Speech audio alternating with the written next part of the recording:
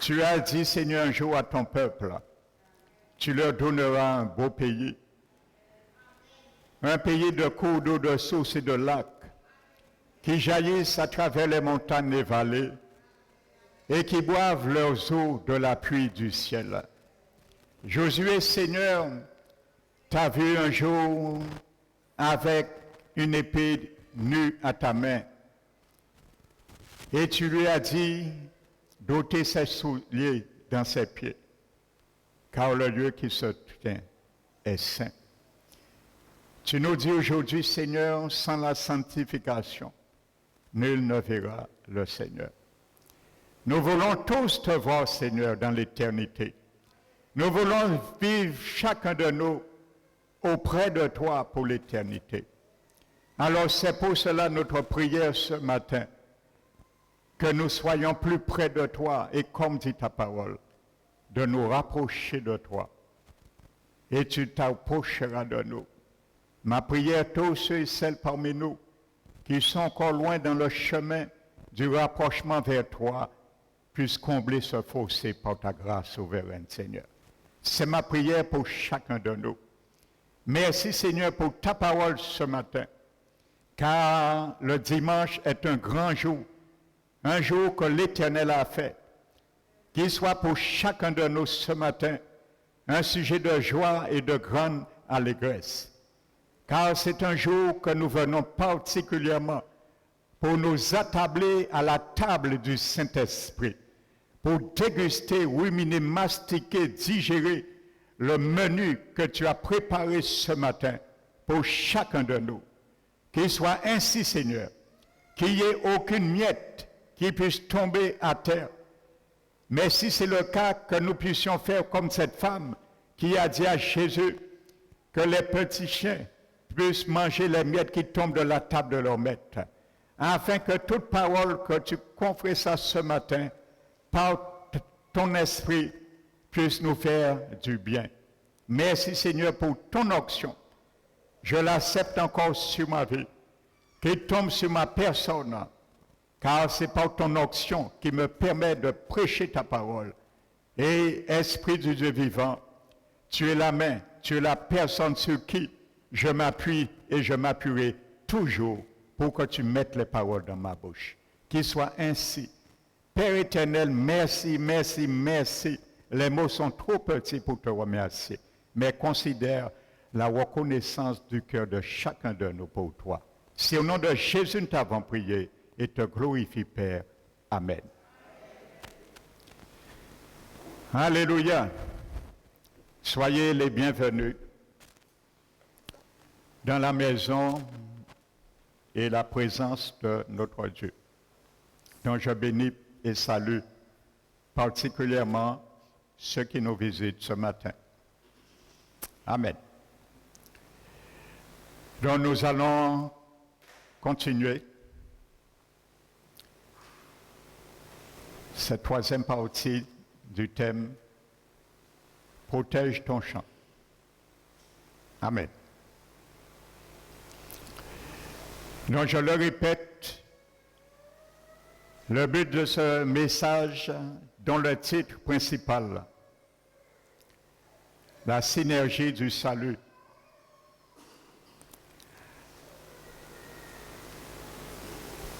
Pas dans le but de vous secouer seulement,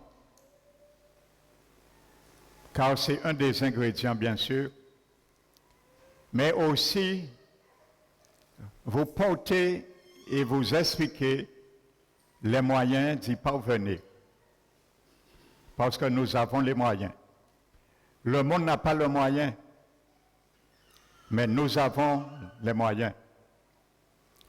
Alors encore une fois, ne négligeons pas ce si grand salut que le Seigneur nous a donné. Amen. Afin de la protéger, de la cultiver,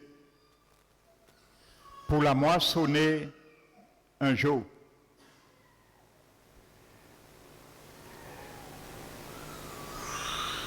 Donc j'ai déjà fait et je ferai encore au cours de ce message la corrélation pour bien comprendre cela, pour que ça ne soit pas confus, superflu, mais bien concevoir cela. Entre la chair, la loi du péché, le vieil homme, l'homme nouveau, la vie dans l'esprit et la loi de l'esprit de vie, qui tourne autour de ce grand boulevard. Synergie du salut. Avant de reprendre Romains 7, 8, chapitre 6, 7 et chapitre 8, bien sûr, je vais vous faire concevoir bien que ça soit une logique bien établie dans nos pensées. Vous savez, nous avons vu que Paul, je le redis, a vu quelque chose qu'il ne voyait pas avec ses yeux. Mais il a reconnu, trouvé cela lorsqu'il a pris les fauches du Saint-Esprit. Et il a retourné sa tête. Et il a vu. Et c'est ce que le Saint-Esprit nous invite à faire. Et je n'ai pas le choix, tu n'as pas le choix. Parce que si tu ne retournes pas la terre de ton cœur, si tu ne retournes pas la terre de tes pensées, si tu ne retournes pas la terre de ton caractère, tout ce qu'on peut dire, il y a des choses que tu ne verras jamais qui demeureront et qui seront les ennemis de ton salut. Alléluia. Donc je disais, Paul a vu en lui une loi qui est dans ses membres, sa chair, qui s'appelle la loi du péché et de la mort. Et il dit que cette loi s'oppose au bien qu'il veut faire à la loi de son entendement. Et parfois le rend aussi captif au péché. Vous allez bien comprendre cela. Vous allez voir que votre volonté, votre intelligence et vos émotions, les trois grands attributs fonctions de notre âme, sont mis en œuvre pour cela. Et il faut bien comprendre, c'est ton intelligence, mon intelligence, qui va activer cette loi. Amen. Cette loi qui est dans notre vie, qui s'appelle la loi du péché, il faut qu'il y ait quelqu'un qui puisse la mettre en œuvre, la valider pour qu'elle puisse fonctionner. Et ça, ce sont nos pensées. Je prends un exemple, vous allez bien comprendre cela.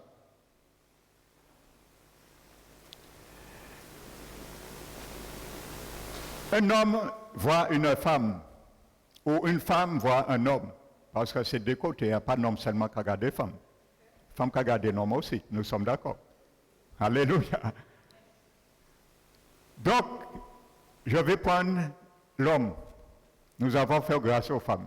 Donc, un homme regarde une femme. Et de ses yeux, il convoite cette femme. Donc, dans ses pensées, il convoite cette femme. Donc, qu'est-ce qui se passe? Il active ce qu'on appelle un nerf, notre nerf sensoriel. Et ce nerf active la loi du péché qui est dans notre membre. Maintenant, cette loi qui est dans notre membre, qui s'appelle la loi du péché, a été mise en éveil. Maintenant, cette loi va se retourner contre les pensées de la personne. Et cette loi va dire, maintenant, tu m'as interpellé, maintenant je vais te ramener à faire ce que tu as pensé. Et comme dit le proverbe, il est comme la pensée de son âme. Alléluia. Donc maintenant, la loi du péché qui est dans notre membre a été excitée par un nerf sensoriel et à ce moment, il se retourne contre la personne qui l'a donné droit. Et il va maintenant amener cette personne à pécher parce qu'il s'appelle la loi du péché et c'est dans les membres. Mais pour qu'il puisse pécher, il faut que cette personne utilise les membres parce que c'est là la loi est. Et à ce moment, si cette personne ne se contrôle pas, il y a la deuxième partie de son âme qu'on appelle les émotions aussi sera ébranlée. Il y aura un sentiment et cette personne ira vers cette femme. Et supposez le reste. À vous de supposer le reste. Amen. Donc voici ce qui se passe, frères et sœurs, pour bien comprendre comment cette loi nous rend captifs. Amen. Et nous empêche et se retourne, comme Paul l'a dit, qui s'oppose à la loi de mon entendement. Maintenant, nous, enfants du Seigneur, le monde, ils peuvent arriver à gérer ça, peut-être si bien ou peu, parce qu'ils n'ont pas la loi que tu as et que j'ai en moi. Pour rendre inopérant cette loi, pas la détruire. Tu ne pourras jamais détruire cette loi, je vous l'ai expliqué dimanche dernier. Une loi existe et tant qu'il y a des circonstances atténuantes pour qu'elle se manifeste, elle se manifestera. J'ai pris l'exemple du papier de la loi de la pesanteur. Tu peux aller où tu veux, la loi existera. Tu peux monter sur une tour à 10 étages, à la tour de Gabao. Tu peux monter sur une tour à 10 étages aux États-Unis. Tu peux monter sur une tour à 10 étages en France. Quand tu vas te lâcher, tu vas te percuter à terre. Parce qu'il y a une loi qui est mise en jeu, la loi de la pesanteur. Rien ne va t'arrêter. Donc j'ai pris l'exemple du papier. S'il y a une loi plus forte qui s'oppose, cette loi est rendue inopérante, impuissante, mais pas aliénée, ni anéantir. Il faut bien comprendre cela. Maintenant, nous chrétiens, qu'il y a la loi de l'esprit de vie, que Paul a vu dans Romains 8, il dit maintenant, il n'y a aucune condamnation pour ceux qui sont en Jésus-Christ. Pourquoi? Parce que si Paul n'avait pas vu cette loi, nous serons tous condamnés à pécher. C'est ça que Paul veut dire hein, quand il dit il n'y a plus de condamnation. Ça ne veut pas dire que le mot condamnation, comme il dit ailleurs, supprime la condamnation éternelle si nous vivons selon la chair. Je reviendrai tout à l'heure dessus. Alléluia, il ne faut pas mélanger les choses, frères et sœurs. Nous aimons trop mélanger les choses. Alléluia, dans le corps du Christ, je ne parle pas ici, bien sûr, je parle en général. Amen. Donc ça veut dire que Paul a vu, maintenant, il est incapable de gérer la situation de cette loi, et il a trouvé aussi une quatrième loi, qui s'appelle la loi de l'esprit de vie, mais cette loi n'est pas dans ses membres, mais est dans son esprit, régénéré. Maintenant, le chrétien, il voit une femme, je reste sur cet exemple, et qui convoite cette femme. Il est né de nouveau et il a la loi de l'esprit de vie qui est dans son esprit. N'oubliez pas, c'est l'Esprit Saint qui motive et module notre vie, notre marche. N'oubliez jamais cela. Il est venu pour cela. Lorsque nous allons avoir une mauvaise pensée, la loi de l'esprit de vie qui nous habite va parler à notre esprit. Parce que je vous dis, nous devons semer dans un ou l'autre champ. Il y a deux champs possibles. Soit tu sèmes dans le champ de la chair, et soit tu sèmes dans le champ de l'esprit. L'exemple que je viens de donner, c'est celui qui sème dans le champ de la chair, et il n'a pas le choix. Parce que la Bible dit que c'est Dieu qui donne la semence au semeur. Amen. Donc, Galates, je viens de tout à l'heure, 5 nous dit que si nous semons pour la chair, nous moissonnerons de la chair la corruption. Je vous ai expliqué l'éternité perdue dans le lac de feu. C'est ça que ça veut dire. Et si nous semons pour l'esprit, nous moissonnerons de l'esprit la vie éternelle. Maintenant, le Saint-Esprit nous donne la semence. Amen. Il est dans notre esprit. L'Esprit Saint, c'est Dieu qui donne la semence au semeur. L'Esprit Saint dans notre esprit, par la loi de l'esprit de vie, il va parler à notre esprit. Parce que l'Esprit Saint ne parle pas à mon âme. L'Esprit Saint ne parle pas à ton corps. Il parle qu'à ton esprit. Parce que ton âme et ton corps n'est pas sauvés encore. Comprenez bien cela. C'est ton esprit qui doit sauver ton âme.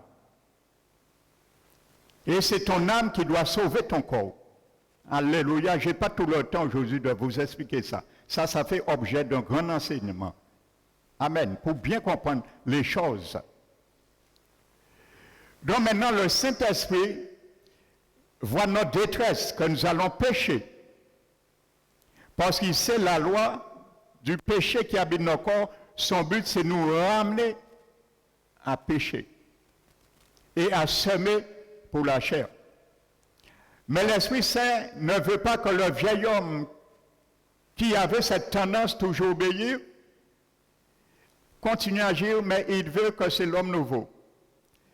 Alors l'Esprit Saint va parler à mon esprit, il va parler à ton esprit, et il va te dire, mon fils, ma fille, il est marqué, tu connais la parole qui dit que si tu regardes une femme pour la convoiter, tu commets un péché. Maintenant, nous allons recevoir ça comment? Dans notre conscience.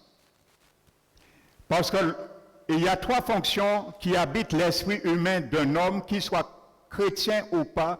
C'est la conscience, l'intuition et la communion.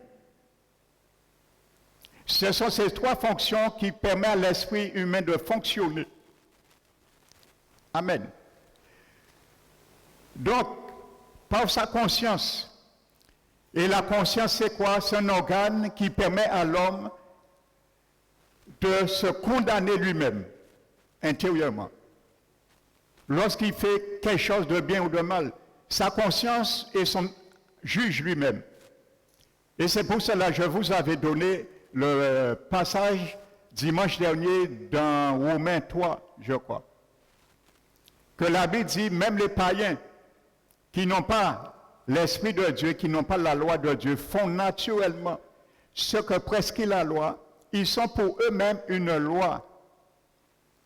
Parce qu'ils déterminent par là que la loi de Dieu est inscrite dans leur cœur. Leur conscience, qui est dans leur esprit, j'ajoute.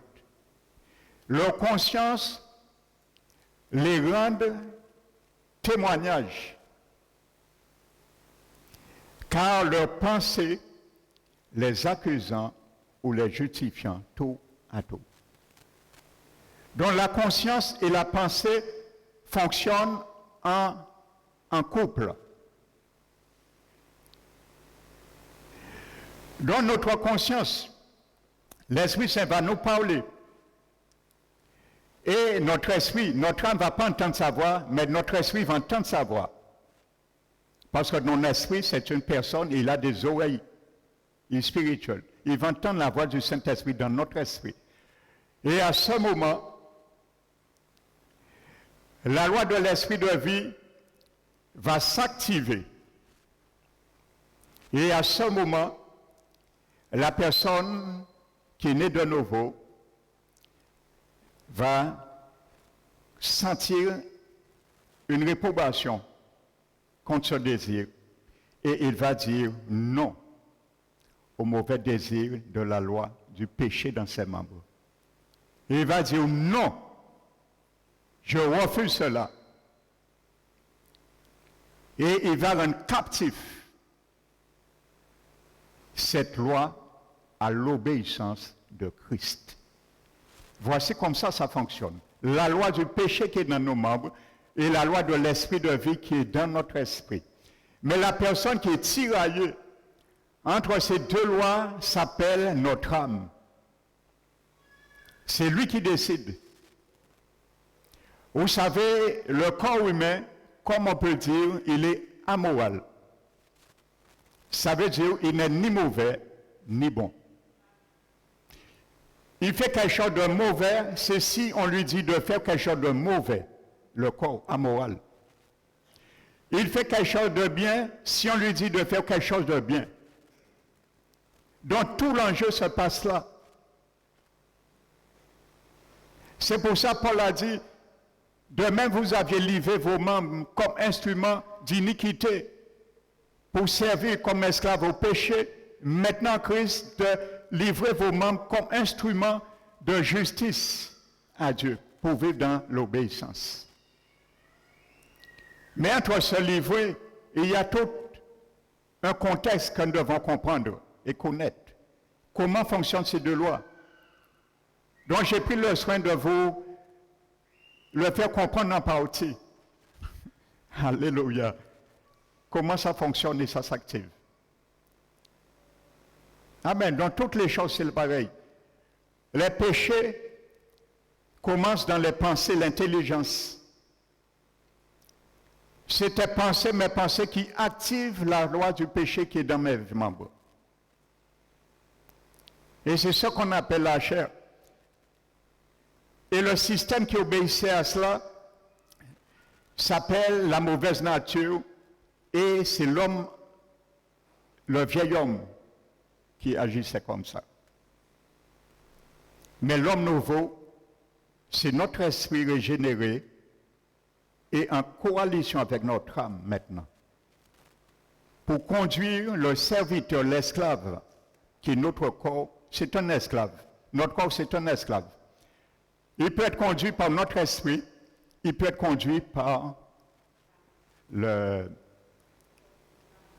loi du péché.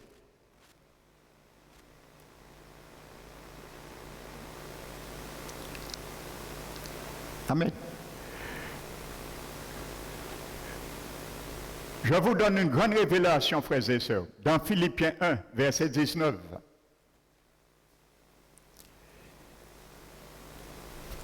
Vous savez, à un moment donné, Timothée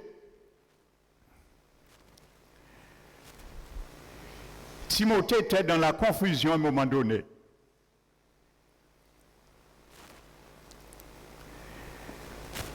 L'empereur qui existait ne rigolait pas avec les chrétiens. Il avait entendu la réputation qu'on avait faite de Paul, l'apôtre Paul. Paul était à ce moment, pendant qu'il écrit cela, Paul était en prison. Et vous savez, en Asie, les églises qui ont été implantées en Asie venaient du ministère de l'apôtre Paul. Mais après, on l'a abandonné, on a menti sur lui un tas de choses. Timothée commençait à être dans la crainte, la confusion, il ne savait pas qui croire, que faire. Et il sait que trop tard, on viendra aussi le chercher, peut-être le mettre à mort, comme Paul, on ne sait pas, le décapiter. Donc il était confus. Et à un moment donné, pas Philippiens, pardon, c'est 2 Timothée 1. 2 Timothée 1. Et Paul vient, il écrit à Timothée, et il dit à Timothée pour le fortifier, il dit, ravivie la flamme du Saint-Esprit qui est en toi. Il dit, car ce n'est pas un esprit de timidité que nous avons reçu. Donc tu as ce même esprit, je l'ai.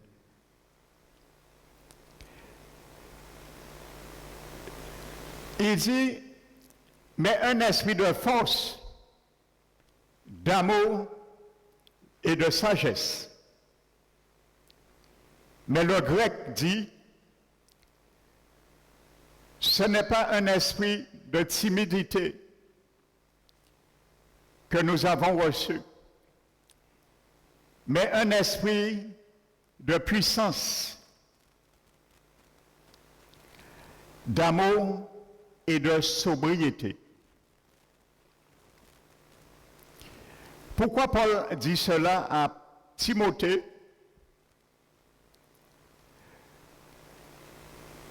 L'esprit qui vit en nous et qui vivait dans l'esprit de Timothée à l'époque de Timothée mettait,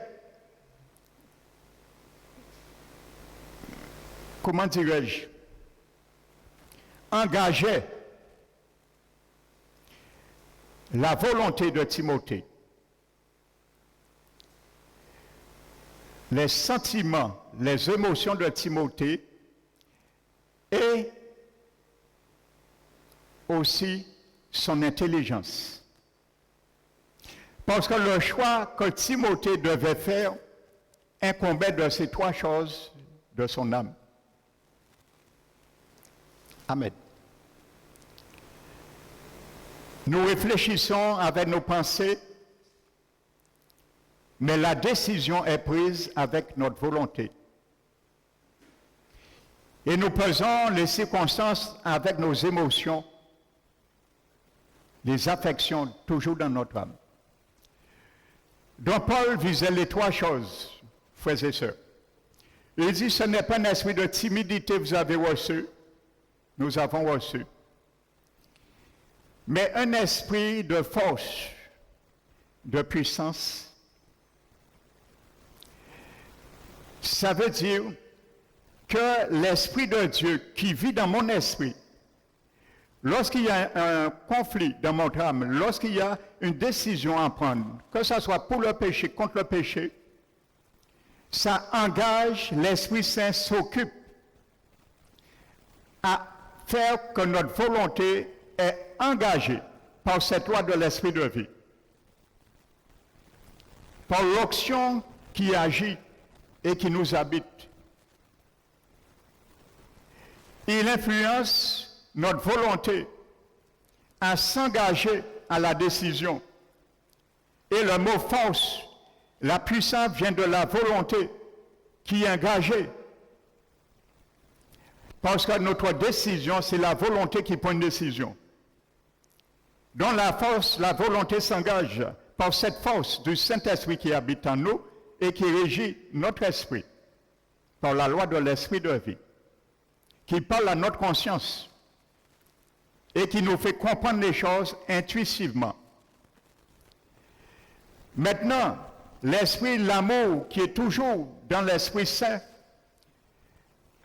nos émotions s'engagent aussi. Il fait que nos émotions puissent avoir la force, l'amour, pour s'engager aussi dans la décision. Amen. Cet esprit d'amour et la sobriété ou certaines traductions, la sagesse comme second, engage mon intelligence. Donc, mon frère, ma soeur, ça veut dire que nous n'avons aucune excuse de laisser la loi de la chair triompher notre vie. L'Esprit Saint s'engage. Il prend les arènes. Lorsqu'il voit que nous sommes dans une mauvaise impasse posture, il commence à nous parler. Premièrement, contrairement à la loi du péché, il faut que nous l'excitons dans nos pensées, mais la loi de l'esprit commence à nous parler dans notre esprit pour nous mettre en garde. Et à ce moment, nous pouvons prendre l'autorité d'accepter ou de refuser. Mais si nous refusons la réquisition, le réquisitoire plutôt du Saint-Esprit, tout de suite nous serons attristés. Parce que notre conscience va nous interpeller. Vous savez, Paul l'a dit dans Romains 9, chapitre 9. Paul dit un moment, je vous dis la vérité dans le Seigneur. Et je ne mens point, car ma conscience me rend témoignage par le Saint-Esprit. Vous voyez, le Saint-Esprit parle à la conscience de Paul, parce que c'est une fonction qui existe dans notre esprit humain, que nous soyons chrétiens ou pas. Les chrétiens, leur conscience sont éteints. Mais nous, notre conscience doit être éveillée pour ne pas vivre comme les païens, la Bible dit, qui n'ont pas Dieu, qui n'ont pas la vie de Christ. Amen. Et dans Romains 8, Paul dit encore que le Saint-Esprit lui-même atteste ou rend témoignage à notre esprit que nous sommes enfants de Dieu. Vous voyez, la conscience, c'est là que Dieu nous parle. Amen. Lorsque nous avons tendance à pécher. Amen.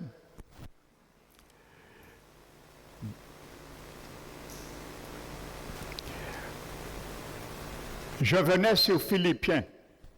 Je reviens dessus. Paul dit aux Philippiens, pour voir encore mon frère, ma soeur, tu as toute la capacité, même en surplus, de mener à bien le combat contre la chair, pour le rendre inopérant. Nous le comprenons et c'est révélé encore dans Philippiens chapitre 1 et verset 19. Paul dit aux Philippiens, dans sa lettre, que je rends gloire à Dieu et que tout cela concourt à mon salut.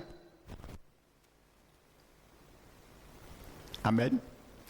Il dit grâce à vos prières. Vous savez, vous voyez, la prière a une grande efficacité pour ceux qui n'aiment pas la prière. Amen. Grâce à vos prières et à l'assistance de l'Esprit de Jésus. Amen.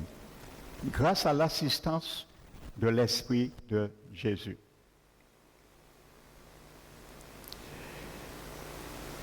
L'Esprit Saint a inspiré l'apôtre Paul à aller fouiller, frères et sœurs, dans le grec, un terme qui était très très ancien. Et ce mot qui est traduit par assistant tire son origine à travers une histoire. C'est à travers une histoire de l'époque que ce mot grec que Paul a été inspiré par le Saint-Esprit a été puisé. c'est le mot épikonégiase. Épikonégiase. Épikonégiase. Qui traduit par assistance. Et comment ce mot est venu? Ce mot épikonégiase veut dire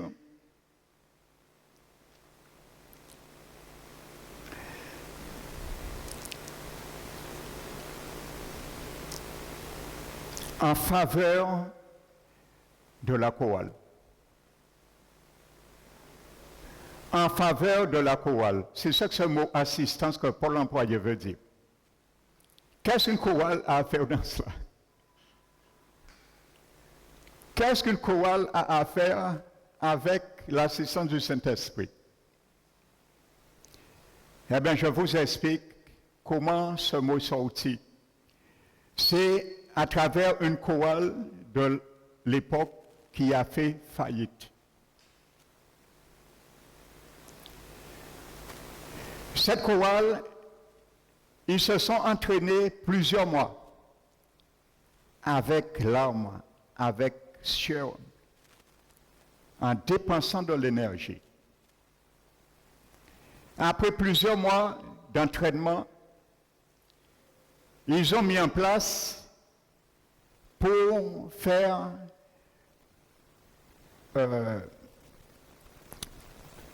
un concert. Et le jour qu'ils allaient faire un spectacle, ils se sont retrouvés sans un sou ce jour-là. Tu vois, mon frère, ma soeur,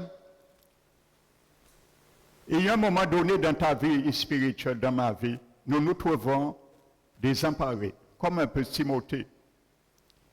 Nous n'avons aucun moyen, comme si nous n'avons aucune substance pour encore aller plus loin. Nous voulons abandonner, mais n'oublie pas quelque chose.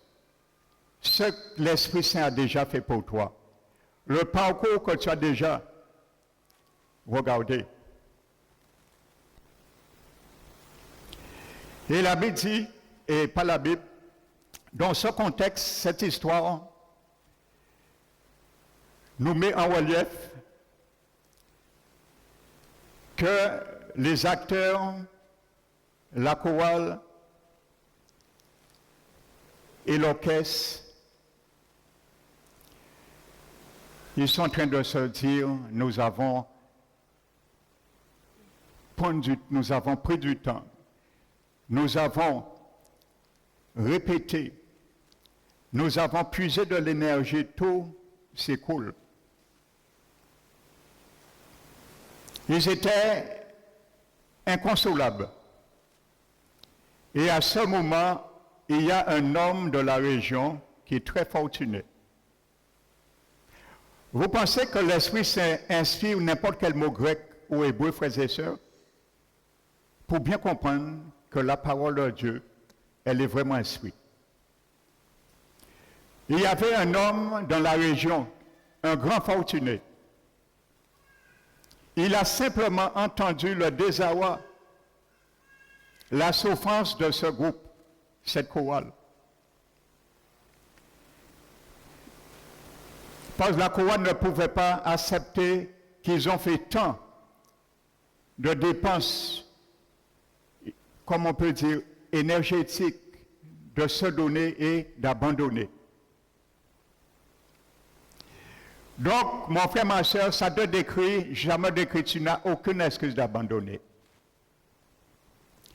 Et à ce moment, cet homme vient, il cherche à voir cette chorale. Et cet homme met en contribution pour cette chorale une somme qui était tellement élevée que la chorale même était dépassée. Une telle somme. Il y avait non seulement pour qu'il puisse faire tout ce qu'il pouvait faire, Mais il y avait tellement, ils ne savaient pas qu'est-ce qu'ils vont faire avec leur surplus. Amen. Et puis, Corée Giaz, l'assistance du Saint-Esprit. Amen. Donc ça nous montre, frères et sœurs, que le Saint-Esprit, n'oubliez pas ce que Éphésiens, je crois, chapitre 3 dit. Il dit, par la puissance qui agit en nous. Tu as une puissance qui agit en toi. J'ai une puissance qui agit en moi. Par la loi de l'esprit de vie, qui est dans ton esprit et dans mon esprit.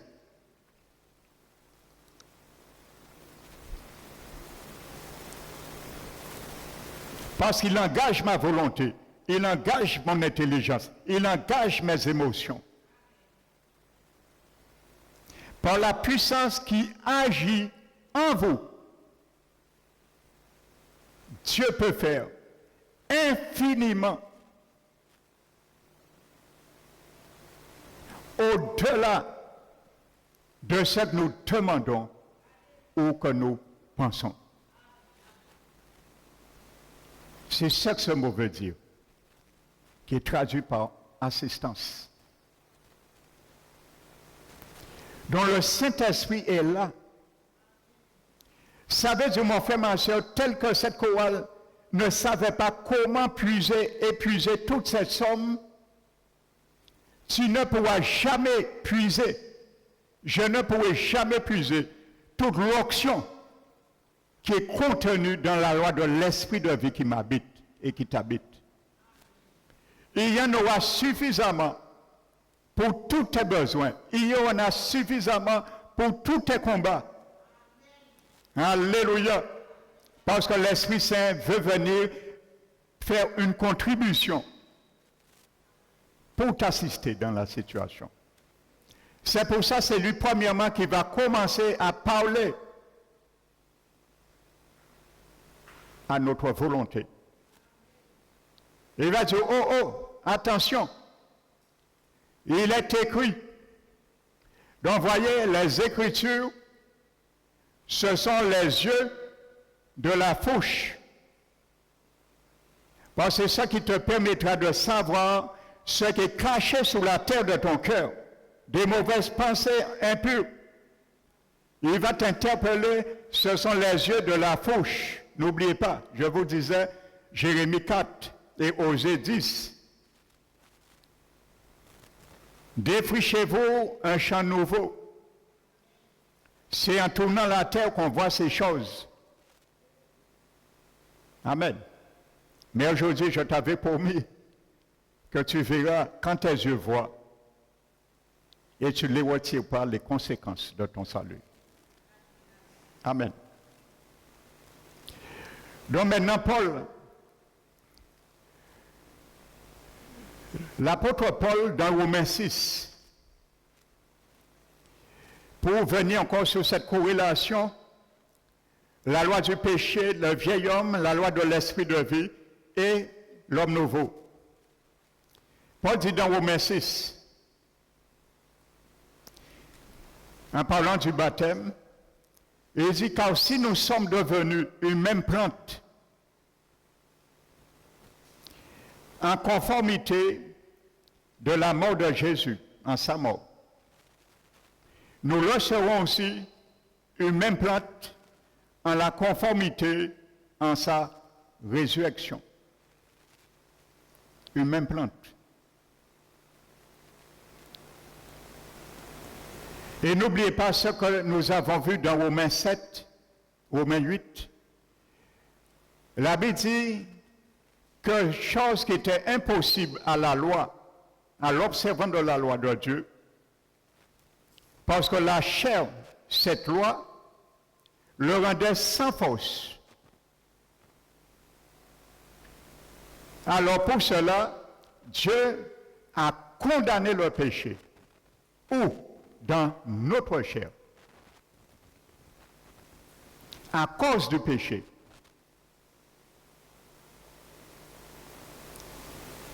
Parce que c'est la loi du péché qui régit la vie de l'homme qui vit selon la chair. Dieu a condamné le péché dans notre chair. À cause du péché, comment il a fait? En envoyant son Fils Jésus dans une chair semblable, identique à la chair du péché.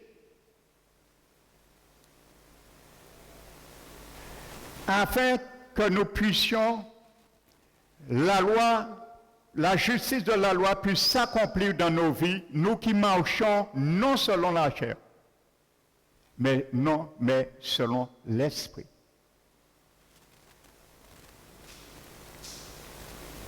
Parce que pourquoi la justice de la loi?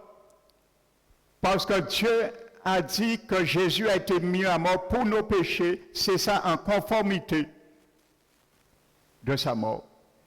Et ressuscité pour notre justification, c'est ça en conformité à sa résurrection. Ça veut dire quand tu t'es engagé, entre autres par le baptême d'eau, tu t'es engagé de passer par ce que Jésus a fait pour toi. Il a détruit le péché. Toi, tu ne peux pas le détruire. Je ne peux pas le détruire. Mais je peux me séparer. Je vous disais, sanctification veut dire séparer, non destruction. Dieu ne va pas détruire les ténèbres en toi. Il va te dire de te séparer des ténèbres. Dieu ne va pas détruire les mauvaises pensées en moi. En toi, il va te dire de te séparer des mauvaises pensées.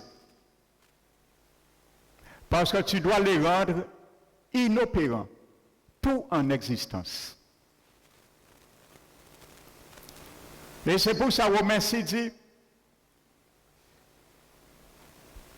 sachant que notre vieil homme a été crucifié avec lui,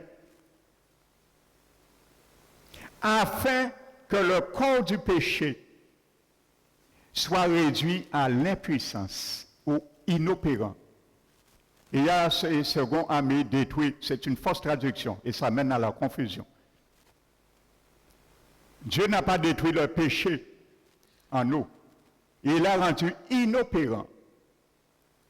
Ça veut dire, comme je t'expliquais tout à l'heure dans le préambule, quand tes pensées vont essayer de convoiter quelque chose ou de penser quelque chose qu'on t'a fait aussi, quand tu vas penser, il y a quelqu'un qui t'a fait quelque chose 10 ans, parce que tu n'avais jamais pardonné cette personne, tu n'avais jamais réglé son conflit, quand tu vas te rappeler 10 ans après, par exemple, automatiquement, le nerf sensoriel va exciter la loi du péché. Et la loi du péché va émettre dans tes pensées, dans ton émotion, ton âme, une vengeance. Et à ce moment, tu as excité la loi du péché et il va t'amener. Et si tu ne contrôles pas la situation, la rend inopérant, tu vas entreprendre quelque chose pour te venger. Mais la loi de l'esprit de vie en toi, le Saint-Esprit, il est là. Lui, il ne dort, il ne sommeille. Parce qu'il est rentré en nous pour nous convaincre de péché, de justice et de jugement. Il va nous parler à notre conscience. Il va dire, oh. Le Seigneur Jésus, tu as lu ce qui est marqué. Tu as lu, tu as appris qu'il a été dit, tu aimeras ton prochain et tu haïras ton ennemi.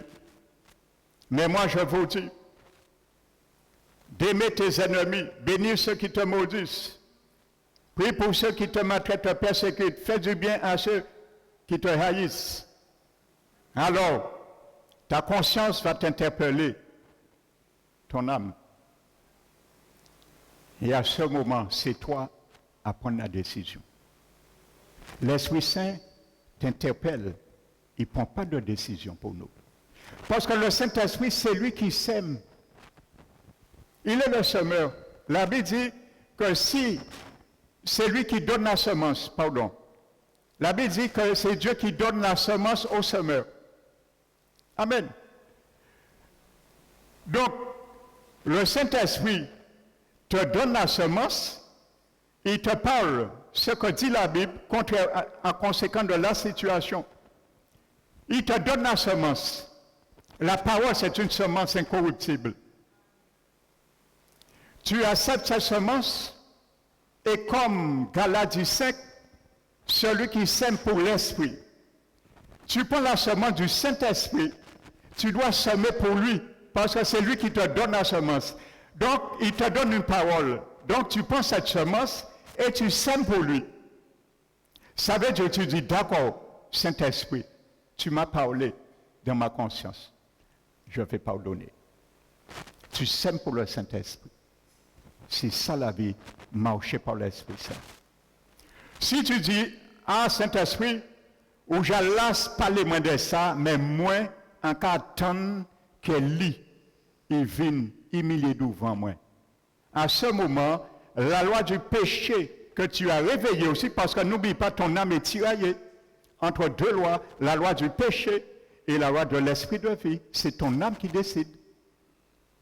Ce n'est pas ni la loi du péché qui décide pour toi, ni l'esprit, la loi de l'esprit de vie qui décide pour toi. C'est le vieil homme ou l'homme nouveau. Tout se passe dans ton âme. Tout se passe dans mon âme. Je prends du temps à te l'expliquer. Je ne suis pas un anthropologue. Peut-être anthropologue spirituel, oui. Pour bien comprendre cela. Frères et sœurs. Et à ce moment, tu ne prends pas la vie du Saint-Esprit dans ton esprit. Maintenant, qu'est-ce que tu fais? Tu vas pécher et tu vas semer pour la chair. Parce qu'il te donne aussi la semence. Celui qui sème pour la chair, moissonne de la chair aussi. Donc, tu vas prendre cette semence qui t'attise à te venger et tu vas te venger. Donc, tu as semé pour la chair. Et la chair se réjouit. Le diable se réjouit. Parce que c'est sa loi. Il a mis cette loi dans le fruit défendu. Et je vous disais dimanche que ce fruit n'avait pas que du mal. Et il y avait trois choses, la connaissance, le bien et le mal. Et même si un homme qui n'est pas habité par l'Esprit de Dieu, il fait le bien, c'est un bien qui l'amène à la mort éternelle. Parce que le nom du fruit, c'est la mort. Même si tu fais du bien intellectuellement, même si tu fais du bien par ta conscience, ça ne te sauvera pas. J'ai pris le soin de l'expliquer dans Romains. La Bible dit ils périront aussi sans la loi. Amen. Mais ça ne veut pas dire que la conscience des inconvertis ne les interpelle pas. Parfois, la conscience des païens nous interpelle mieux que nous, qui avons l'Esprit Saint qui nous parle de notre conscience. Amen. Négligeons pas ce fait, mais ça ne veut pas dire qu'ils seront sauvés s'ils n'acceptent pas Jésus un jour dans leur vie. Donc voici comme ça se passe. Paul dit aux Romains, afin que la loi, le corps du péché soit rendu inopérant, et de sorte que nous ne vivons plus, soyons plus esclaves du péché. Donc tu as la capacité, parce que l'Esprit Saint en toi veut me donner une contribution au-delà de ce que nous ne pouvons pas faire. L'assistance du Saint-Esprit, amen, il est là pour cela. Il te parle, il met une atmosphère sur ta volonté, il met une atmosphère sur notre intelligence, il met une atmosphère sur nos sentiments, nos émotions. Parce qu'il n'est pas un esprit de timidité. C'était pour Timothée savoir pour une bonne décision. Moduler ses émotions, retirer toute mauvaise pensée contre le gouverneur qui était à l'époque, soit Néron ou Domitien. Pour devait peser la situation avec l'amour de Dieu, dont s'engageaient ses affections. Paul lui dit, tu n'as pas reçu un esprit de timidité, mais un esprit de force d'amour pour aimer tes ennemis. Amen. Parce que Paul Il a aimé ses ennemis. Malgré on l'a calomnié, on l'a mis en prison, il a aimé ses ennemis. Et j'aime beaucoup ce texte. Et c'est un défi que j'aime donner aux gens qui n'aiment pas passer l'éponge sur une situation dans leur vie. C'est l'épisode de Lystre, lorsque Paul est rentré à Lystre. Quel grand amour! La Bible dit quand Paul est rentré à Lystre, la ville de Lystre, les Juifs, sa propre famille, l'ont tué. La Bible dit dans les Actes des Apôtres. Mais miraculeusement, ils ont tué Paul, les disciples, ils ont prié, Dieu l'a ramené à la vie. Et quand Paul est venu à la vie, qu'est-ce qu'il a fait? Il a dit, moi, yo tué moi là, yo raille moi, après sauver mon mort, casser corps moi. Et bien, retourner à Jérusalem. La Bible dit, Paul, quand il s'est relevé, il a dit, je retournerai ici, je rentrerai ici, parce que je n'ai pas accompli ma mission. Ma mission, c'est vous sauver, vous qui me haïssez. Ma mission, c'est sauver ceux qui ne m'aiment pas. Il est retourné, il est rentré dans la ville. Quel toupet de l'amour, ça. Ça s'appelle le toupet de l'amour. Il a dit, je retournerai où on l'a tué. Il a dit, je n'ai pas accompli ma mission. Tant que tu n'as pas accompli ta mission, va de l'avant. L'assistant du Saint-Esprit est avec toi. L'assistant du Saint-Esprit est avec moi. Tu as tout pleinement Christ. Il t'a donné une contribution d'onction qui peut faire par sa puissance agissant en toi et en moi au-delà de ce que tu penses et comprends. N'abandonne pas le combat contre la chair. Tu as la capacité de la sujettir, de ne pas l'éliminer, mais de le rendre inopérant.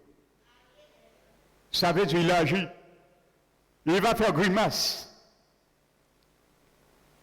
Mais ce n'est pas grave, c'est grimace.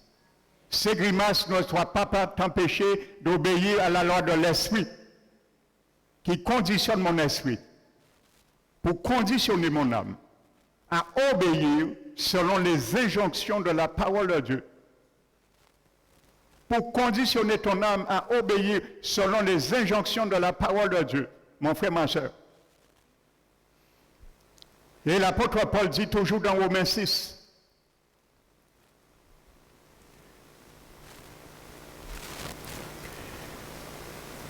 il dit maintenant, ne laissez point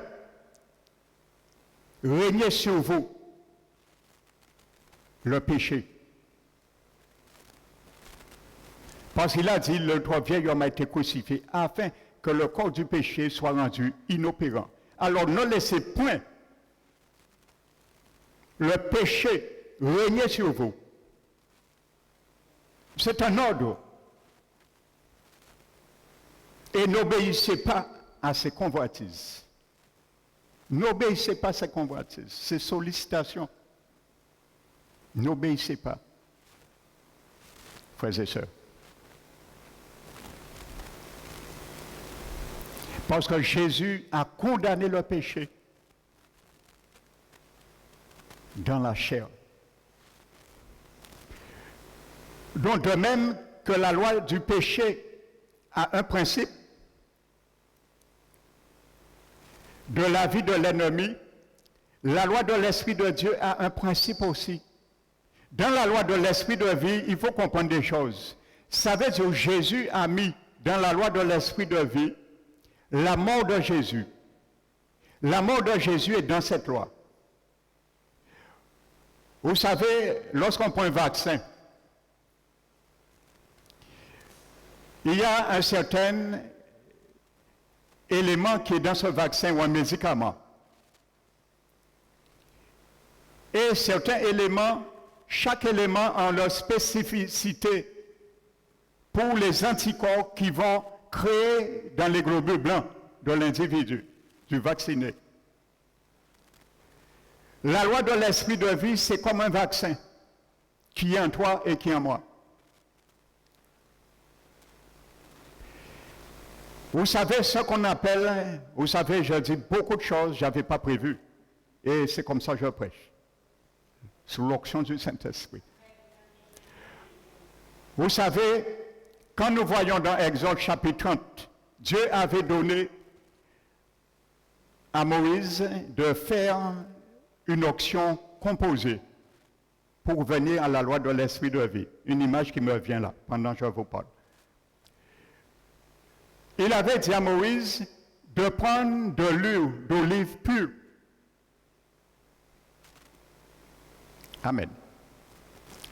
Et de joindre 4 aromates. Je crois qu'il y avait la cinnamome, roseau aromatique, la myrrhe et camomille. La casse, pardon. Et il a dit de mélanger cela et de faire une onction composée. Selon et de l'utiliser pour oindre tous les substances du temple selon l'art du bon parfumeur. Vous savez, dans la loi de l'esprit de vie, l'huile pure d'olive, dans cette onction, on appelle ça une onction composée. L'huile pure représente l'Esprit Saint. Et les ingrédients représentent aussi des éléments, des additifs qui viennent du Seigneur Jésus. Je n'ai pas le temps aujourd'hui de vous expliquer cela. Mais avec cette analogie, pour venir à la loi de l'esprit de vie, dans la loi de l'esprit de vie, il y a déjà l'huile d'onction pure. Ça veut dire Dieu est 100% Dieu en toi et en moi, par cette loi. Mais c'est une onction composée. Parce que Dieu n'est pas tout à fait à 100% Dieu en toi. Parce que quand Jésus a été ressuscité, il n'est pas revenu comme il était en tant que la parole. Il est resté homme. Donc non seulement dans la loi de l'esprit de vie, il y a la vie, il y a Dieu qui est 100% Dieu, mais il y a aussi Jésus qui est aussi 100% homme dans la loi de l'esprit de vie. C'est l'onction composée. Il y a la vie de Jésus en tant qu'homme sur la terre, parce que Jésus est resté homme-Dieu à la résurrection. Il y a la mort de Jésus qui est dans la loi de l'esprit de vie. Il y a la résurrection de Jésus qui est dans la loi de l'esprit de vie. Ce sont les ingrédients de l'onction composée, si je fais l'analogie, le parallélisme avec Exode 30. Donc ça veut dire que dans ton esprit, le Saint-Esprit qui m'habite, qui t'habite, non seulement il est 100% Dieu, il amène la vie et la nature divine de Dieu en nous, dans notre esprit, mais il a aussi les capacités qui nous donnent de faire mourir comme Jésus a condamné le péché dans la mort. Donc cela est dans l'onction. Ça veut dire que Jésus a cela, c'est un élément du vaccin. Donc il peut ne pas tuer le péché, mais condamner le péché dans la chair. Ça veut dire en refusant d'obéir à sa soif, à ses désirs, c'est comme si tu le condamnes aussi. Et tu décris par ton obéissance, je décris par mon obéissance, que la justice de la loi s'accomplit parfaitement moi, parce que je condamne le péché comme Jésus l'a condamné à cause de la loi de l'Esprit qui m'habite, qui t'habite dans la chair. Tu démontres au péché que Jésus a condamné. Péché, Jésus t'a condamné dans la chair. Pourquoi moi je vais t'obéir? Parce que je suis vacciné, mon vaccin s'appelle la loi de l'esprit de vie. Et dans ce vaccin, il y a un élément qui condamne le péché. Donc si le péché est condamné et la mort de Jésus est dans ce vaccin de la loi qui m'habite, alors je peux te rendre inopérant. Que le péché ne règne point dans votre corps mortel et ne répondez point et obéissez à ses convoitises. Alléluia. Amen, frères et sœurs. Donc, dans l'esprit, la loi de l'esprit de vie, il y a tout.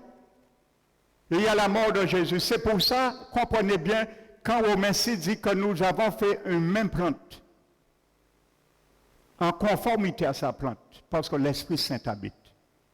Ce n'est pas le baptême d'eau qui t'a mis un serpent, c'est une image, c'est une expression de cela.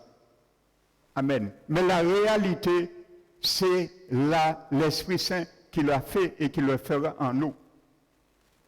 Amen. Alléluia. Donc j'ai jonglé un peu comme ça pour bien vous montrer cette réalité, frères et sœurs. Ce combat que tu s'engages, même si tu n'es pas conscient, mais comment cette réalité se fait en nous, nous ne le voyons pas. Amen. Donc c'est pour cela maintenant, Romains 8.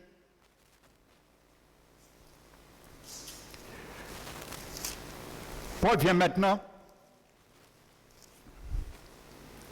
Il dit au verset 5, ceux en effet qui vivent selon la chair s'affectionnent aux choses de la chair, tandis que ceux qui vivent selon l'esprit s'affectionnent aux choses de l'esprit. Car l'affection de la chair c'est la mort, tandis que l'esprit c'est la vie, et ainsi de suite. Donc je ne vais pas rentrer tout, là je viens, frères et sœurs. La Bible dit, ainsi donc, verset 12, Romains 8. Et il dit ainsi donc, frères, nous ne sommes point redevables à la chair pour vivre selon la chair. Je vous laisse expliquer ce que ça veut dire. Je ne dois plus être débiteur pour la chair. Il n'est plus ton créancier. Avant de connaître Dieu, nous n'avons pas le choix. Parce que pour lui, nous semons. Et nous moissonnons de lui aussi. Mais maintenant, nous ne devons plus semer pour la chair. Nous devons semer pour l'esprit. Parce que c'est lui qui nous donne la semence. Il faut refuser toute mauvaise semence maintenant. C'est pour ça qu'il faut retourner notre terre. Jérémie a dit, ne semez plus parmi les épines. Quand tu vois les épines, il faut les retirer. Les épines, c'est les œuvres de la chair.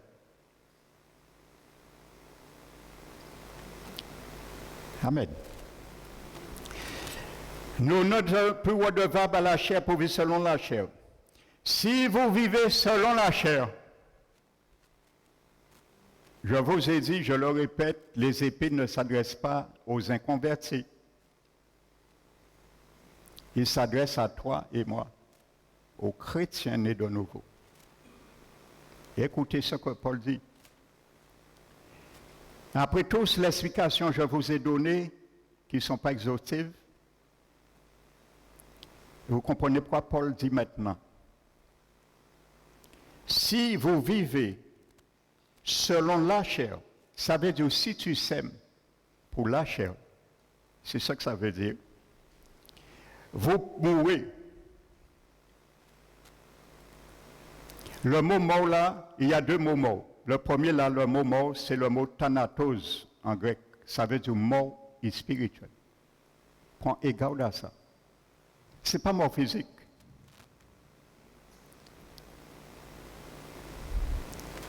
Amen. Et tu vas le comprendre dans le parallélisme même.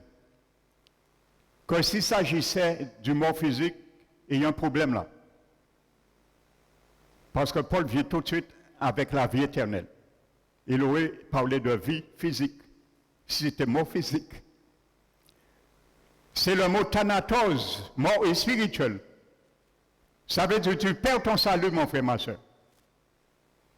Ça veut dire que je perds mon salut. Si je vis selon la chair. Alléluia. N'oubliez pas le titre, Philippiens 2, 12, 13. Travaillez à votre salut en la mettant en œuvre avec crainte et tremblement. Car c'est Dieu qui produit en vous le vouloir et le faire selon son bon plaisir. Parce qu'un jour, il a vu que tu étais incapable de subvenir à ce combat, à ce salut. Il a envoyé le Saint-Esprit te faire et me faire une contribution. Alléluia. Et il nous a donné au-delà de l'espérance. Donc, voyez, c'est Dieu qui produit en vous le vouloir et le faire. Mais ce n'est pas lui qui va le faire, c'est moi qui va le faire. L'Esprit Saint m'assiste, il t'assiste, mais il ne le fera pas. C'est toi qui dois le faire. Il t'a donné la loi de l'Esprit de vie. Et dans cette loi, il y a Dieu, qui est 100% Dieu. Il y a Jésus, son humanité. Tous les combats qu'il engageait, il a été tenté comme nous. C'est pour ça, la Bible dit que Dieu l'a envoyé dans une chair comme toi et moi, semblable aux chairs du péché. Pour démontrer que lui, il a condamné le péché dans la même chair,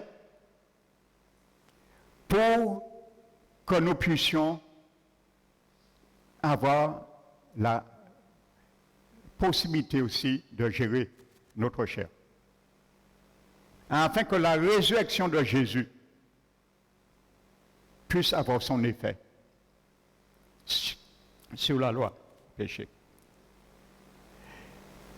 Amen. Mais si par l'Esprit vous faites mourir les actions du corps, vous vivrez. Le mot vivre là, c'est la vie éternelle. Vous voyez? Voici l'enjeu, mon frère, ma soeur, de toute ta carrière sur la terre. Voici mon enjeu. Soit nous sommes pour la mort éternelle, ou soit pour la vie éternelle. Choisis la vie éternelle. Moi, je l'ai choisi. J'ai fait mon choix.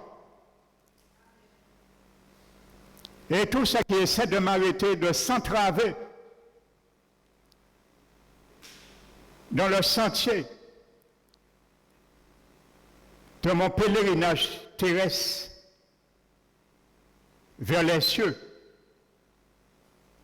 je m'engage avec le tracteur, la locomotive du Saint-Esprit, à débrayer, moi avancer, parce qu'il a décidé pas y en arrière encore. J'ai fait un choix, c'est devant je vais. Quoi qu'il m'arrive, peu importe les confrontations, peu importe les combats, j'ai fait un choix. Je me suis engagé pour la vie éternelle. Ça coûte cher parfois, mais il faut payer le prix. Il faut payer le prix. Le combat, la sueur, l'énergie. Et en plus, c'est Dieu qui te donne les moyens. Alors tu as tout à gagner. J'ai tout à gagner, ce n'est pas par ma force, ce n'est pas par ma puissance. Paul a dit, dans Colossiens 1, 29, il a dit, c'est à ça que je travaille, en combattant avec la force de Jésus en moi, qui agit puissamment.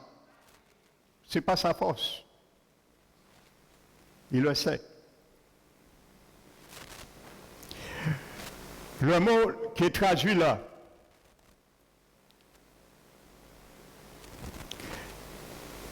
si par l'Esprit vous faites mourir les actions du corps, vous voyez, si par l'Esprit, ça revient à ce que je t'ai expliqué au début.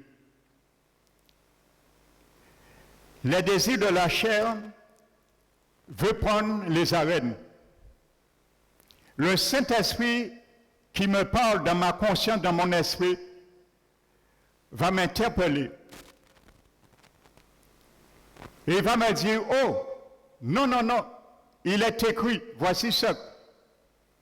Donc, intuitivement, il parle à notre conscience, mais l'intuition se trouve aussi dans notre esprit. Intuitivement, il va nous rappeler où nous allons nous souvenir, parce qu'il agit, et je vous dis que notre intelligence est engagée aussi.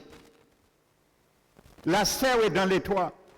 Comme Paul l'a dit dans Philippiens, ce n'est pas un esprit de timidité. L'esprit aussi s'engage à permettre que notre intelligence, notre âme, notre intelligence, nos pensées et notre volonté est impliquée, s'engage dans cela. Donc tu vas te rappeler intuitivement, ah oui, mais il est écrit, une parole, une pensée. C'est pour ça les chrétiens qui n'aiment pas la parole, les chrétiens qui n'aiment pas la Bible, qui n'aiment pas lire leur Bible, ils seront plus exposés au combat que quelqu'un qui est mieux spirituellement. Parce que la loi de l'esprit de vie, il n'y aura pas grande parole versée à les citer dans leur esprit. Donc on aura plus de mal à entendre la voix du Saint-Esprit dans notre combat. Mais si tu es habitué à la parole, l'Esprit Saint va t'effleurer une parole, une pensée, tout de suite tu iras la trouver dans ta mémoire. Et tu vas dire, ok, à ce moment, non, tu vas contre-attaquer le péché qui veut te tirer dans l'acte que tu as pensé. Mais la loi de l'esprit veut aussi rendre esclave à la loi du péché. Comme on l'a vu, c'est la loi du péché qui veut nous rendre esclaves à notre entendement. Mais la loi de l'esprit, il faut l'apprendre à rendre esclave à la loi du péché. Dieu, trop tiré moi dans le passé, un péché là, ça, non, on va tirer aujourd'hui là. Et c'est qui qui suit moi. Ou t'habitez, moi, fait moi désobéir, aujourd'hui là, on va tirer, on va prendre vous à obéir maintenant. Alléluia. Et que Dieu, lâchez-moi, monsieur. Laissez-moi désobéir sans moi, péché, je n'ai encore. Alléluia.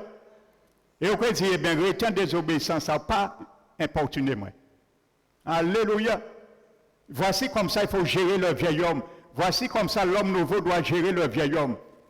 Voici comme ça, l'homme nouveau doit, la loi de l'esprit de vie doit gérer la loi du péché qui est dans nos membres. Alléluia. Le mot qui est traduit maintenant, si par l'esprit, vous faites mourir les actions du corps, vous vivrez. Ça, je vous explique. Vous savez ce mot qui est traduit par mourir, si vous faites mourir les actions du corps, c'est le mot grec nécrosis, et qui a donné en français nécrosé, mais qui n'est pas tout à fait la définition en français. Le mot nécrosis veut dire mourir par privation. Amen. Tu ne fais pas mourir les actions du corps physiquement. Tu les fais mourir par privation. Amen. Enlever son doigt, son appétit, comme je vous disais, je ne sais pas, de le dimanche, ou qu'a fait la chair, le vieil homme, jeûner. Comme nourriture, c'est le péché, ou quand péché fait péché, et ou quand fait jeûner. Ça veut dire un péché fait péché. Pas sa nourriture, c'est le péché. Mais si tu excites la loi de l'esprit de vie contre lui, tu vas l'épuiser, faire mourir par privation. Tu le prives de ses droits. Et qui affaibli. On les qui dit, ouais, Satan, excusez-moi. Ceux qui mènent les lois là, ça au jardin d'Éden, mais puis il faut qu'il m'aille. Ni en loi là, il a s'y planter moi. On ne peut pas combattre encore. Affaiblissez-le. Affaiblissez-toi. Affaiblis la chair. Privation. Alléluia. Manque d'appétit. Trop de chrétiens aiment nourrir vieux homme là ça. Et je disais, homme là ça quand graisser. Et l'homme nouveau en locaux. Parce que l'homme nouveau devait être fortifié par la grâce du Seigneur, mais c'est qui a laissé faibli à travers cette loi. Les chrétiens qui vivent dans le péché, qui vivent dans la désinvolte, dans la désobéissance, dans la rébellion des choses de Dieu, ils nourrissent, ils engraissent l'homme fort, mais Dieu nous a dit, il faut le priver de sa nourriture, pour faiblir. Nécrosis. Et ce mot aussi, nécrosis, voulait dire privé de lumière. Non, pardon, exposé à la lumière. Ce mot nécrosis. Vous voyez, les mots inspirés sont vraiment intelligents. Comme certains insectes, vous savez, il y a certains insectes, pour fuir la lumière du soleil, ils se cachent sous des rochers. C'est un peu ce mot grec veut dire nécrosis. Il y a des chrétiens qui aiment cacher leurs péchés sous les rochers pour ne pas venir à la lumière. La Bible te dit il faut les sortir sous les rochers, sous les ténèbres, ce qu'on ne voit pas, et les exposer à la lumière du Saint-Esprit. Ça veut dire nécrosis. C'est comme ça aussi, privation. Tu vas les faire mourir par privation. Mais si tu les caches sous les rochers, comment tes ténèbres seront vues? Comment l'Esprit Saint va te faire voir ce qui est caché dans les ténèbres? C'est une épée à double tranchant, ce mot nécrosis. Amen. C'est pour ça qu'il y a des choses, mon frère, ma soeur, tu ne vas jamais connaître dans ta vie, tu ne vas jamais voir. Mais le Saint-Esprit seul le sait. C'est pour ça qu'il nous dit de remuer la terre. Et en remuant la terre, nous allons voir ce qui est caché. Pourquoi Josué a envoyé 2 espions sonder le terrain à Jéricho? 2 espions à l'intérieur. Ils avaient l'opportunité parce que la ville était encore ouverte, vacante. Il envoyait 2 éclaireurs. Parce que quand Jéricho est barricadé, on ne pourra pas ce qu'il y a à l'intérieur. Il faut des yeux des éclaireurs pour savoir comment est la ville. Alléluia. Et la Bible dit lorsque la ville de Jéricho, les gens de Jéricho ont su qu'Israël était approché, ils ont barricadé. Maintenant, personne ne sortait et ne rentrait. Amen. Dans le Seigneur, seuls nous ne pouvons pas voir au-delà des murailles de Jéricho. La fourche te permet de le voir. La fourche me permet de le voir. Mais il ne faut pas que je sois celui, comme je disais, il a un problème de vue, il est spirituel, il voit, mais il refuse de voir. Ça, ce serait catastrophique pour toi et moi. Alléluia. Amen. Et il y a des paroles qu'on ne veut pas accepter, mais je ne peux rien. Si je voulais faire, mon frère, ma soeur, accepter tout ce que tu veux accepter, je ne serai pas en mesure de prêcher l'évangile. Je serai en compromission avec les choses de Dieu. Les choses qu'on n'aime pas entendre, ça fait fuir, je sais. Mais je n'ai pas le choix. C'est ce que dit la Bible. Amen. Pourquoi les Philistins ont bouché les puits d'Abraham? Vous savez, à l'époque d'Abraham, lorsque quelqu'un creusait un puits, c'était la loi, une loi qui existait dans les mœurs. À l'époque d'Abraham, d'Isaac, lorsqu'on creusait un puits dans un lieu quelconque, les gens savaient que où est creusé le puits, le territoire où est creusé le puits appartenait à celui qui a creusé le puits. Et lorsqu'Abraham est mort, la Bible dit, il y a eu les Philistins, ils ont comblé les puits que Abraham avait creusés et avait donné un nom avec la poussière. Et dans l'époque même, ils faisaient, pour camoufler cela, ils mettaient même un animal mort. Des choses qui n'est pas dans la Bible, mais qui se faisaient dans les mœurs. Donc, voyez, pour bien montrer une alliance que Dieu a fait, le diable a essayé de détruire une alliance par un mort aussi. Et c'est expressif. L'alliance que nous avons contractée avec Dieu, c'est par la mort de quelqu'un, Jésus. Et Satan veut nous retirer dans l'alliance par aussi un mort. Effectivement, c'est si nous mourons spirituellement, nous sortons dans l'alliance. Eh bien, les Célestins comblaient les puits. C'était pour que les habitants du puits ne puissent pas se rendre compte que ce territoire appartenait ni à Abraham, ni à Isaac. L'ennemi, mon frère, ma soeur, va te faire combler les parties que tu dois traiter pour te faire comprendre que c'est des territoires qui ne t'appartiennent pas. Mais ne rentre pas dans ce conciliabule. Amen.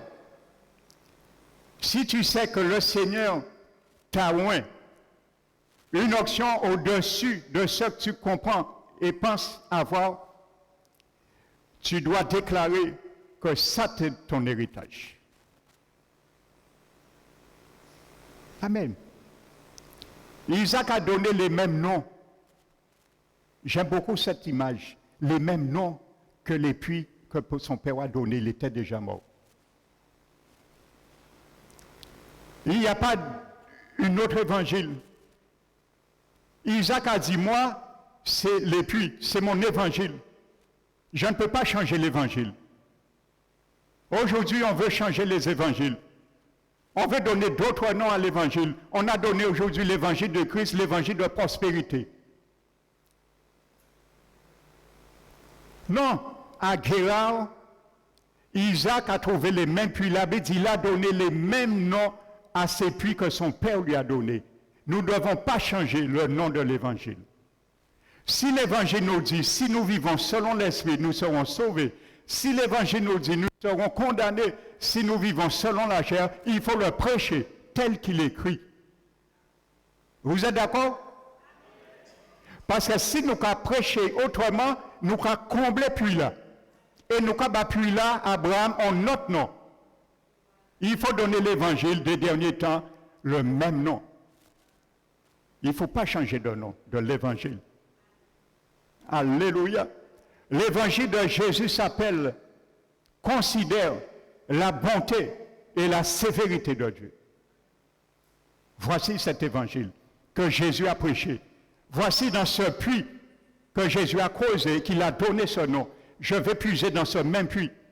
Même si les Philistins me disent non, ce puits ne t'appartient plus, tu ne vas plus le voir.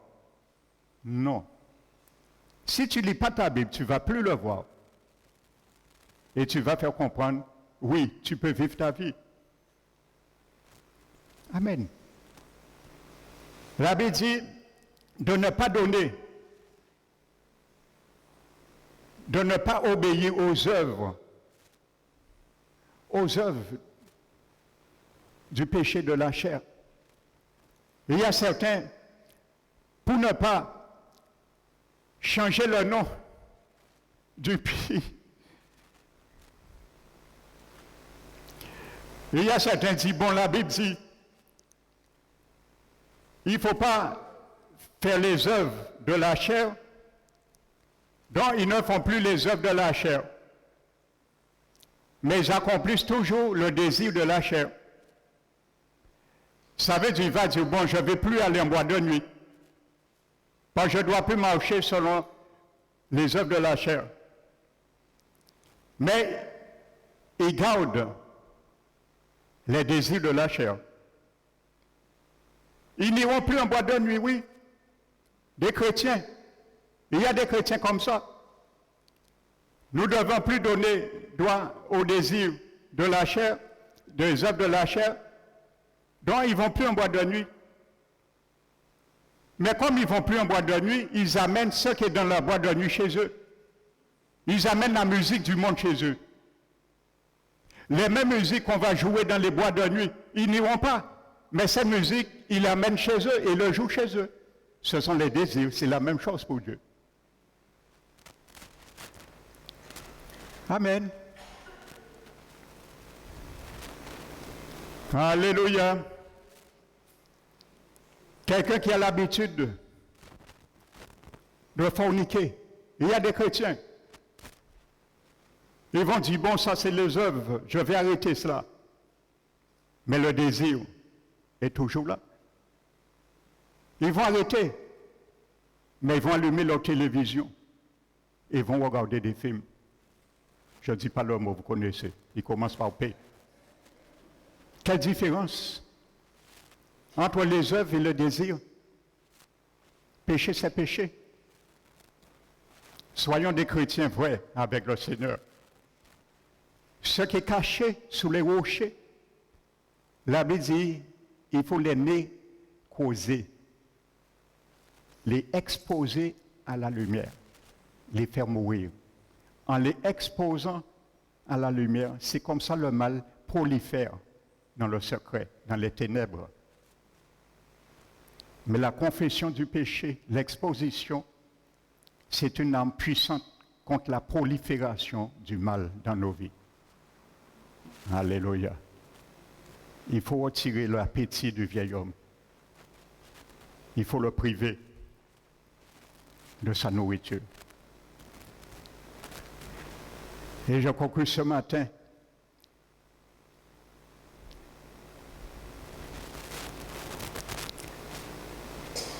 C'est pour cela, Paul nous dit, vous comprenez, il nous envoie Galates 5 et il dit, c'est pour cela, je dis donc, ne marchez point selon la chair, mais selon l'esprit. Car les affections de la chair sont contraires à celles de l'esprit. Et celles de l'esprit sont contraires à celles de la chair. Ils sont opposés entre eux. Amen. Ils sont opposés entre eux.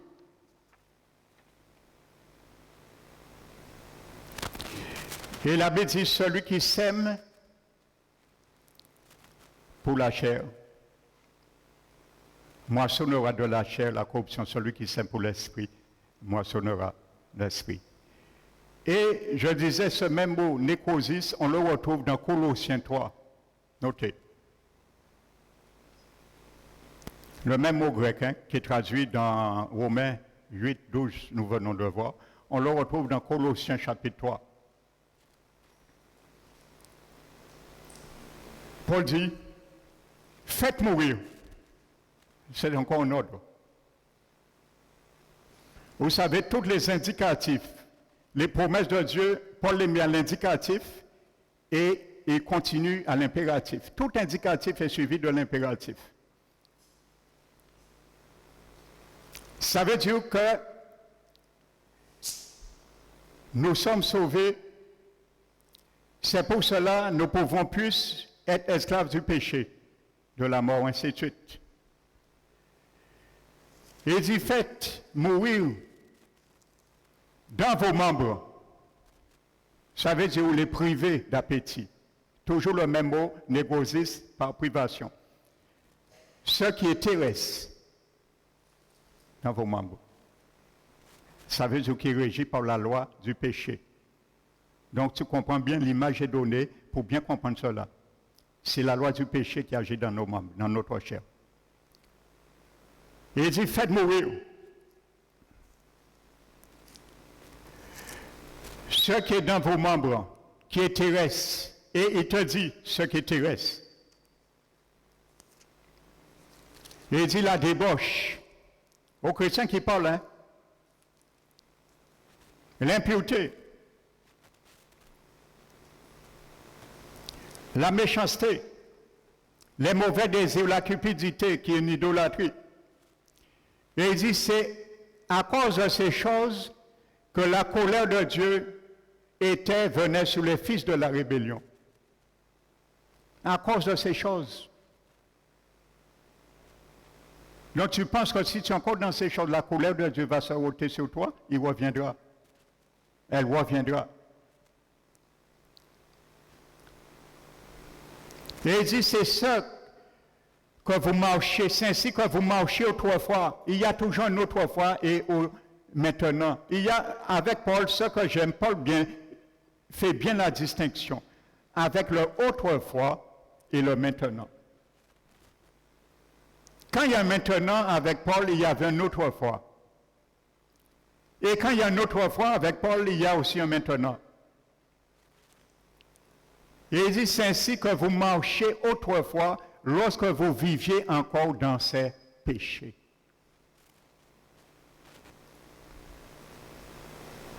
Amen.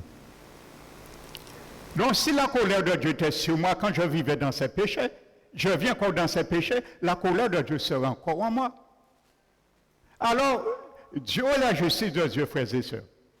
Dieu va condamner un pécheur, un païen qui n'a pas la loi de Dieu, qui n'a pas l'Esprit de Dieu, qui n'est pas encore sauvé. Et moi qui connais sa loi, je la transgresse délibérément et j'ai la possibilité de traiter. Où serait la justice de Dieu? Là, nous te peut dire Dieu, pas de justice. Non, il ne fait acceptation de personne. La Bible dit ceux qui n'ont pas connu la loi périssent aussi sans la loi. Ceux qui ont connu la loi seront jugés aussi par la loi. Il dit maintenant, renoncez à toutes ces choses. Vous voyez, ces choses, ces péchés, ça se trouve dans mes membres, ça se trouve dans tes membres. Et ils sont motivés par une loi qui s'appelle la loi du péché. Donc le Seigneur dit renoncer, il ne dit pas les faire mourir, ça n'a pas qu'à mort. Comprenez quelque chose, c'est un virus incurable que tout homme a, on ne peut pas guérir cela. La seule guérison de ce péché qui est dans l'homme incurable, c'est quand on est mort. C'est à ce seul moment que cette loi est éradiquée. Ou quand Jésus viendra. Autrement, nous sommes condamnés à vivre avec.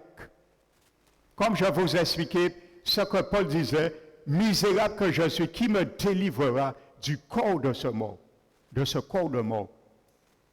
Je vous ai expliqué ce que se faisait dans la ville natale Tars, en Cilicie de Paul. On attachait la victime avec le meurtrier d'une manière très solide. Cette loi est liée avec moi, il est lié avec toi, je ne peux pas me délier. Je suis obligé de vivre avec. Mais je dois l'attaquer, le rendre inopérant, c'est là la différence. Il ne faut pas être chouillé moins. Il faut le rendre inopérant. Parce que Paul a dit, gloire soit rendue à Dieu. C'est lui qui nous délivre. Gloire soit rendue à Dieu par Jésus-Christ notre Seigneur. Mais pas maintenant, à l'avenir. Paul a dit, il sera délivré, mais à l'avenir, mais pas maintenant. Alléluia. Donc il dit maintenant, renoncez à ces choses. Donc c'est le même mot. Alléluia. Donc voici, frères et sœurs, ce qu'il faut comprendre. Alléluia. Le Saint-Esprit m'a fait faire beaucoup de petits détours avec des révélations. Et nous allons voir les yeux de celui qui a vu et qui quand même,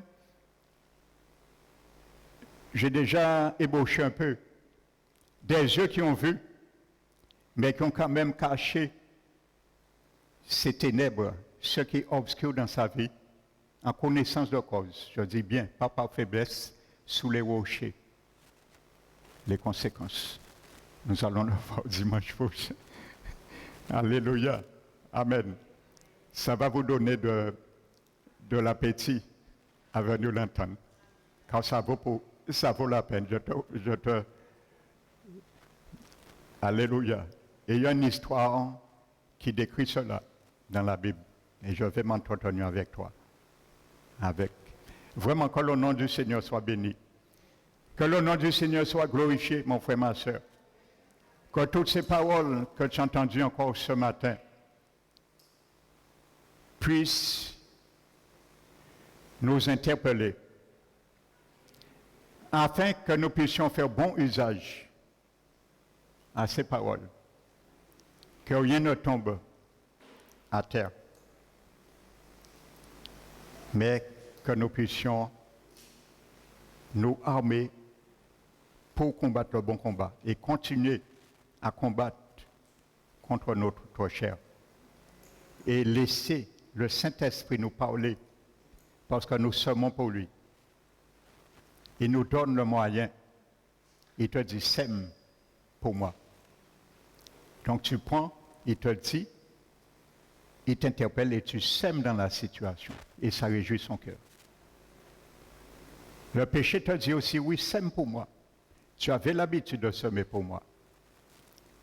Tu dois être prompt maintenant à lui dire, non, je semais pour toi avant, mais la Bible me dit, je ne dois plus être redevable à toi. Tu n'es plus mon créancier. Donc je ne suis plus débiteur pour toi. Mon créancier, c'est l'Esprit de Dieu. Alors je refuse de semer pour toi. Remets, tiens ta semence. Qu'il soit ainsi pour toi et moi, mon frère, ma soeur. Au nom de Jésus. Amen.